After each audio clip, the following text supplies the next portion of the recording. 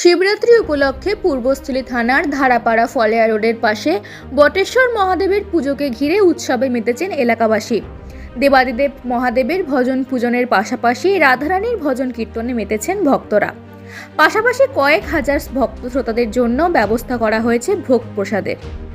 রবিবার সারাদিন সারারাত্রি ব্যাপী বটেশ্বর মহাদেবের মন্দিরে পুজো দেন স্থানীয় শিব ভক্তরা। পাশাপাশি দূর দূরান্তের ভক্তরাও এখানে এসে ভক্তি ভরে পুজো করেন। সোমবার দুপুর পর্যন্ত ছিল এই রকম চিত্র। আর এদিন সন্ধ্যা থেকে শুরু হয়েছে নদিয়ার করিমপুর থেকে আগত সুনামী কীর্তন শিল্পীদের লীলা কীর্তন। কয়েক হাজার ভক্ত শ্রোতারা তা মন দিয়ে শ্রবণ করলেন।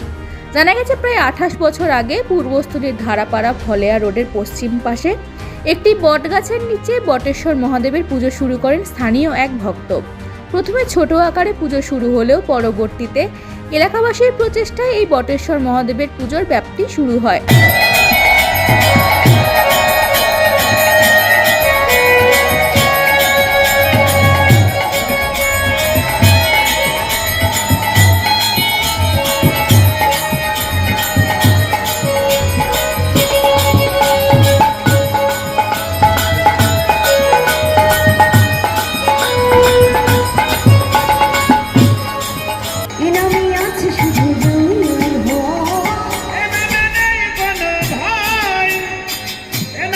এখানে শিবরাত্রি উপলক্ষে পুজো হয়েছে, কালকে শিবরাত্রি উপলক্ষে পুজো হয়েছে, আজ শিবরাত্রি উপলক্ষে কীর্তন চলছে, লীলা কীর্তনের আয়োজন করা হয়েছে। করিমপুর থেকে দল এসেছে, নাজিরপুর থেকে।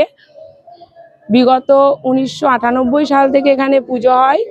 একজন আমার হাজবেন্ড স্বপ্নাদেশ পায় ভোলানাথে, দিয়ে ভোলানাথের পুজো সেই করে, তারপর আস্তে আস্তে মন্দির করা হয়। এখন আমরা চাইছি এবার সব ক্লাবের সবার সাহায্য নিয়ে, পাড়া প্রতিবেশী সবার সাহায্য নিয়ে কীর্তনের আয়োজন করা হয়, মৎস্য খাওয়ানোর আয়োজন করা হয়। এখন মন্দিরটা আরো উন্নতির আমরা চেষ্টা করছি। হ্যাঁ, লিঙ্গ আছে, লিঙ্গ একটু একটু করে বড়ও হয়। হ্যাঁ, আর প্রতি বছর আমাদের মূর্তি তুলে পুজো হয়। হ্যাঁ, নিত্য পুজো হয়, মূর্তি তুলে। আমার নাম অরুণিমা বসাক। জানা গেছে প্রায় 28 বছর আগে পূর্বস্থলীর ধারাপাড়া ফলেয়া রোডের পশ্চিম পাড়ে একটি বটগাছের নিচে বটেশ্বর মহাদেবের পুজো প্রথম শুরু করেন স্থানীয় এক ভক্ত। প্রথমে ছোট আকারে পুজো শুরু হলেও পরবর্তীতে এলাকাবাসীর প্রচেষ্টায় এই বটেশ্বর মহাদেবের পুজোর ব্যাপ্তি শুরু হয়। তৈরি হয়েছে কংক্রিটের মন্দির, তবে এখনও এই মন্দিরের কাজ সম্পন্ন হয়নি। তারই মধ্যে শিবরাত্রিতে মানত করে অনেক শিবভক্তই ফল পেয়েছেন বলে জানিয়েছে তারা।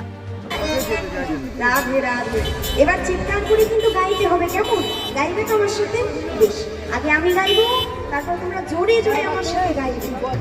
হরে কৃষ্ণ কৃষ্ণ কৃষ্ণ হরে হরে, হরে রাম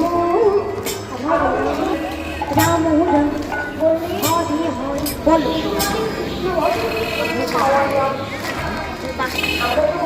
হরে একবার কৃষ্ণ বলে দুটি বাহু তুলি এই সোনাম হরি বলে। শিবরাত্রি উপলক্ষে নাম কীর্তন হচ্ছে।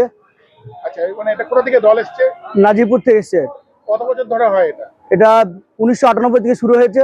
আচ্ছা, আমাদের এখানে একজন ছেলে স্বপ্নদেশ পায় যেখানে শিব পুজো করবো, সেই থেকে শুরু হয় শিব পুজো। এখন আস্তে আস্তে এগিয়ে যাচ্ছে। মন্দির একটা সেই ছেলে করেছে, মন্দিরটা হাফ হয়ে আছে।